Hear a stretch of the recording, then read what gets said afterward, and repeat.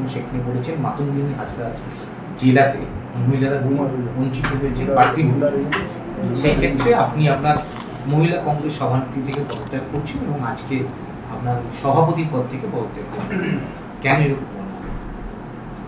দেখুন, আমি আমার বক্তব্যটা সোশ্যাল মিডিয়াতে মোটামুটি ক্লিয়ার করে দিয়েছি। এর বাইরে যে খুব বেশি কিছু বলার আছে এমনটা না। তবুও আপনারা বিভিন্ন কর্নার থেকে আপনারা সাংবাদিক হিসেবে ফোন করেছিলেন। আমি বলেছিলাম আজকে আমি কারোর সাথে মিট করব না, আগামীকাল ব্লকে থাকবো, একসাথেই কথা বলবো। তা আপনাদের প্রশ্ন সরাসরি যখন আপনারা মিট করছেন, একই কথাই পুনরাবৃত্তি করতে চলেছি আমি, বা বলবো যে আমি আমার এই জেলা একজন নারী হিসেবে আমি গর্ব অনুভব করি। এটা মাতঙ্গিনী হাজরা জেলা, শুধু আমি না, আমাদের রাজ্যের যখন আমরা যেখানে কথা বলি আমরা মাতঙ্গিনী হাজরার নাম তুলে ধরি। কারণ ওই সময়কালে মাতঙ্গিনী হাজরা যেভাবে তিনি ব্রিটিশ বিরোধিতায় একজন বিধবা নারী লড়াই দেখিয়েছিলেন, সেই দুঃসাহসিকতাকে আমরা আজও বুকে বয়ে বেড়াই, স্মরণ করি।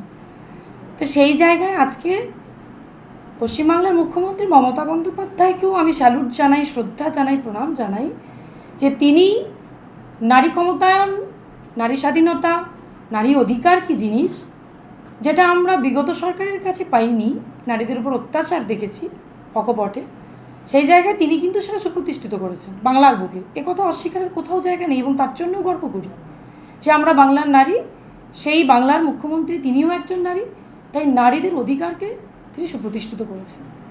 তো সেই কথাকে মাথায় রেখে আমার কোথাও মনে হয়েছে যে আমরা যদি বিগত দিনের নির্বাচনটা তাকিয়ে দেখি, 2016 নির্বাচনে আমাদের পূর্ব মেদিনীপুরে 3টে মহিলা সিট, 2021 নির্বাচনে 2টো প্রার্থী মহিলা সিটে লড়েছে। সেক্ষেত্রে 2026 আমরা যতটুকু জানি যে মহিলা সংগঠন আরও মজবুত হয়েছে দিকে দিকে। সেই জায়গায় পূর্ব মেদিনীপুর জেলা তথা বীরাঙ্গনার জেলা মাতঙ্গিনী হাজরার জেলায় অ্যাজ এ 5 বছর 21 to 26 আমি 2013 থেকে করেছি ব্লক মহিলা নেতৃত্ব, 21 থেকে 26 in the moment of the আমি করেছি জেলা নেতৃত্ব। তা মহিলা জেলা নেত্রী বিধায় যে আওয়াজ আমি কর্নার টু কর্নার পৌঁছচ্ছি, যে আমাদের দিদি, আমাদের মমতা ব্যানার্জি মুখ্যমন্ত্রী, তিনি মহিলাদের জন্যে সুবর্ণ সুযোগ করেছেন, তাদের অধিকার দিয়েছেন, তাদেরকে স্বাধীনতা এনে দিয়েছেন। তো সেই ক্ষমতায়নকে যদি আমরা উচ্চ কণ্ঠে বলতে থাকি, সেই জেলার ক্ষেত্রে 2026 সিট বিভাজনে আমি একটি মাত্র মহিলাকে, একজনকে আমরা প্রার্থী হিসেবে পেয়েছি এবং সেখানেও আমি উল্লেখ করে গেছি যে তার ইতিবৃত্তান্ত আমরা মোটামুটি রাজনৈতিক মহলে জানি। আমি দিদিকে সম্মান জানাই, আমাদের শ্রদ্ধেয়া তাপসী মণ্ডল মহোদয়কে, তিনি দলে এসছেন, আমরা খুশি, হলদিয়াটা আমরা তার চোখ দিয়ে দেখতে চাই আগামী দিনে। কিন্তু যারা তৃণমূল মহিলা কংগ্রেসটা করছে, সেই জায়গা থেকে কেউ একজন অন্তত স্থান পেল না পূর্ব মেদিনীপুর জেলার প্রার্থী তালিকাতে। এই জায়গায় আমার কোথাও অবজেকশান ছিল। সে কারণে বীরাঙ্গনার জেলাতে আমি আবারও সেটাই বলবো যে এই জেলা আবারও প্রমাণ করে যে নারীরা পদলোভী না, তার বিবেক দংশনে সে তার নিজের পথটাও ছাড়তে পারে। তাই আমি আমার জেলা নেত্রীর পদটা কালকে রিজাইন অলরেডি দিয়ে দিয়েছি এবং আজকে প্রশাসনিক, যেহেতু গতকাল অফিস ছুটি ছিল, তাই আজকে আমার সরকারিভাবে সভাপতির চেয়ারটা থেকেও আমি মুক্তি নেব। কারণ কেউ আমাকে এই কথা বলুক, আমি এটাও চাই না যে আমি দলের সৈনিক হিসেবে কাজ করব না, কিন্তু দলের দেওয়া সম্মানের পদ আগলে বসে থাকবো, এটা আমার শিক্ষা রুচিতে কোথাও বাধে। এই কারণেই পঞ্চায়েত সমিতির পত্র আমি পদত্যাগ করে দিচ্ছি। আপনি আইপ্যাককে দোষারোপ করেছেন আপনার ফেসবুক পেজে, তো আইপ্যাকের থেকে কি প্রতিশ্রুতি ছিল না, আইপ্যাক থেকে কিছু বলা হয়েছিল প্রার্থী করা হবে মহিলাদের, এরকম কি সেই প্রতিশ্রুতি ভঙ্গের কি এরকম করবে? না, দেখুন, আইপ্যাকের প্রতিশ্রুতির কিছু নেই। আমরা গর্ব করি যে আমাদের মাননীয় মুখ্যমন্ত্রী সবসময় মহিলাদের প্রাধান্য দিয়েছেন। আমরা লোকসভাতেও এখন যে আসনে লড়ছি, যতজন আমাদের সাংসদ রয়েছেন তার বেশিরভাগটা মহিলা রয়েছে। ফলে আমরা আশাবাদী ছিলাম যে আমাদের জেলাতেও তার অন্যথা হবে না। বিগত দিনের রেকর্ডও তা বলছে না, কিন্তু এবারে সেটা আমাদের কাছে দুর্ভাগ্যজনক। তাই আমি মর্মাহত ছিলাম যে মহিলারা যদি প্রতিনিধিত্ব করার জায়গাতে না যায়, তাহলে যে মহিলা সংগঠন নিয়ে আমরা কোনায় কোনায় পৌঁছচ্ছি, বুথে বুথে নামছি, সেই মহিলারা কাকে মুখ করছে? নিশ্চিত মমতা ব্যানার্জি আমাদের মুখ, কিন্তু তবুও একটা লোকাল মুখের একটা ব্যাপার থেকেই যায় যে জেলায় আমার 2জন বিধায়িকা রয়েছে, তাই না? সেই জায়গায় আমার অবজেকশন ছিল বা আমার প্রতিবাদ ছিল। দলটা কি তাহলে আইপ্যাক নির্ভর হয়ে পড়েছে বলে মনে করছেন? একথা অস্বীকারের জায়গা নেই যে আমাদের দল তাকে সহযোগী মাধ্যম আমাদের আইপ্যাক সংস্থা একেবারে যে নির্ভরশীল হয়ে গেছে এই কথা যেমন অস্বীকার করা যায়, তেমনি আইপ্যাকের যে ভূমিকা থাকবে না এটাও তো অস্বীকার করা যায় না। তাদেরও ভূমিকা রয়েছে, তাদের সার্ভের রিপোর্ট অনুযায়ী কিছুটা হলেও সিদ্ধান্ত করতে গিয়ে আমাদের সেটা কাজে লাগানো হয়েছে। বিরোধীরা বলছেন যে উনি নিজে টিকিট পাচ্ছেন না বলেই মহিলাদেরকে সামনে রেখে এই ধরনের কথাবার্তা বলছেন, কি বলবেন? দেখুন, বিরোধী কথা বলতে অভ্যস্ত, স্বাভাবিক। যে কোনো দলের যখন একজন জনপ্রতিনিধি প্লাস একজন পদাধিকারী দলীয়, তিনি যদি কোনো মতামত পোষণ করে বিরোধীর কাছে সেটা একটা অস্ত্র বলেই মনে হয়, এটা আপেক্ষিক দৃষ্টিতে লাগে। তাই বিরোধী তো একটা এটাকে নিয়ে একটু মজা লুটবেই, তারা লুটছে। কিন্তু তাদের জন্য আমার বার্তা থাকলো, যদি বিরোধীরা ভেবে থাকেন যে কেবলমাত্র আমি আমার টিকিটটা বা আমার সিটটা আমি পেলাম না বলে এরকম বক্তব্যটা রেখেছি, নির্বাচনের প্রার্থী তালিকা ঘোষণা হওয়ার পর তারা ভুল বলছেন। যেমন এদিক থেকে ঠিক যে নির্বাচনের প্রার্থী ঘোষণা হয়েছে আমার নাম আসেনি বলে আপনারা মনে করছেন বা বিরোধী মনে করছে, তেমনি এটাও ঠিক প্রার্থী তালিকা ঘোষণা না হলে আমি কী করে জানতাম যে পূর্ব মেদিনীপুর জেলায় কজন মহিলা স্থান পাচ্ছে। সাংগঠনিক স্তরে এটা কি কখনো আলোচনা হয়েছে যে পূর্ব মেদিনীপুর থেকে কতজন মহিলাকে দেওয়া হবে? সাংগঠনিক স্তরে অ্যাজ এ মহিলা লিডার কখনোই প্রার্থী তালিকা নির্বাচন বা বাছাই ঝাড়াই পুছাই নিয়ে কোনোদিন সেই জায়গায় ডাক আমি পাইনি বা আমার কোনো পারফরমেন্স ছিল না, ফলে আমার নজরেও ছিল না।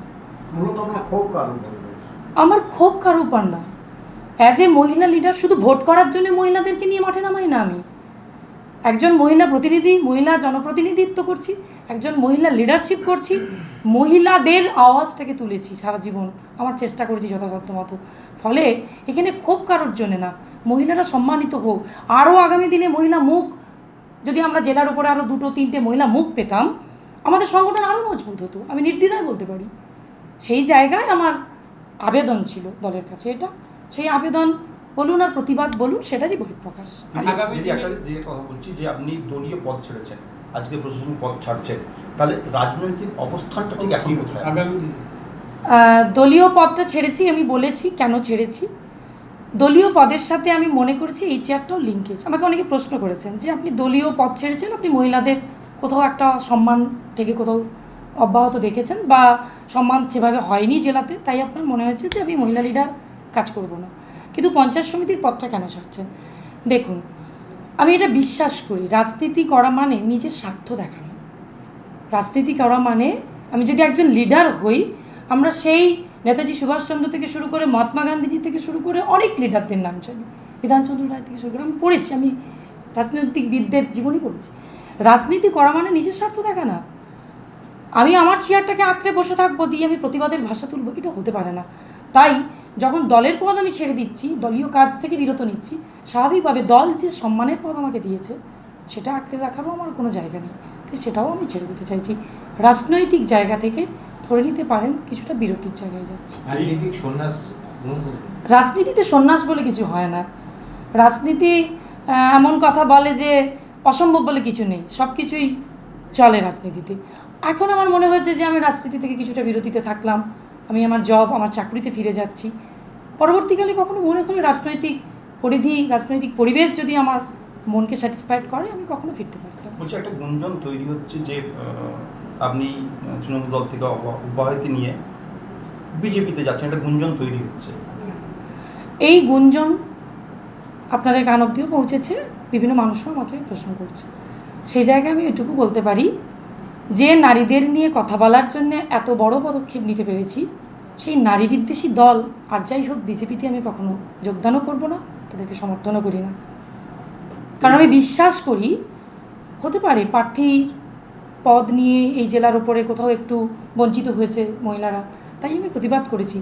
কিন্তু আমি অকপটে স্বীকার করেছি, তো বক্তব্যের মধ্যে সেটাও স্বীকার্য ছিল যে আমি মমতা ব্যানার্জির আদর্শকে সামনে রেখে আমি একজন দলের সমর্থক থাকলাম। এই ঘটনার পর কলকাতা থেকে উপনেতৃত্বের কোনো ফোন এসেছিল? হ্যাঁ, এসেছিল নিশ্চিত। কি বললো? ওনারা আমাকে দলীয় সৈনিক হিসেবে কাজ করার কথা বলেছেন, একই পরিবারের অন্তর্ভুক্ত আমরা, সেক্ষেত্রে দলের নজর থাকছে সব কিছুর ওপরে, এটাও বলেছেন। কিন্তু আমি আমার জায়গা থেকে আমি একই উত্তরই জানিয়েছি। আপনি কি আজকে দলও ছাড়বেন? না, দলের আমি সমর্থক থেকেছি, আমি আজও বলছি। মানে দলের কর্মী হিসেবে কাজ করবেন? কর্মী সমর্থক দুটোর মধ্যে পার্থক্য আছে। সমর্থক সমর্থন। সমর্থক হ্যাঁ। দলের সমর্থক হিসেবে আমি আমার সরাসরি দলের সাথে থাকছি এবং সরাসরি এবং আমি এটাও বলেছি যে আগামী দিনে এই মহিলা শক্তিই কিন্তু অগ্রণী ভূমিকা নেবে আবার চতুর্থবার মুখ্যমন্ত্রী মমতা ব্যানার্জিকে নিয়ে আসার জন্য, সেটার জন্য আমরাও প্রস্তুত আছি। না বলছি সরাসরি আর রাজনীতি করবেন না এখন? আপাতত সরাসরি রাজনীতির মধ্যে আর যুক্ত থাকলাম না।